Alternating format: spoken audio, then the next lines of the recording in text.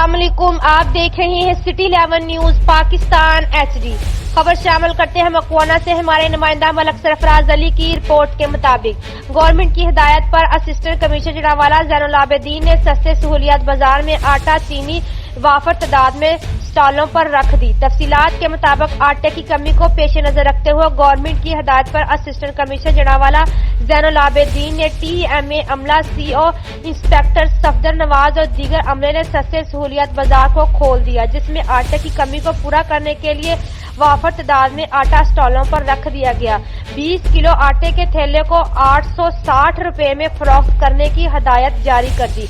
इसके साथ साथ चीनी, सब्जियां, करियाना और दीगर एशिया की भी स्टॉल लगा दिए गए। सस्ते सहूलियत बाजार खोलने की वजह से आवाम में खुशी का इजहार पाया गया।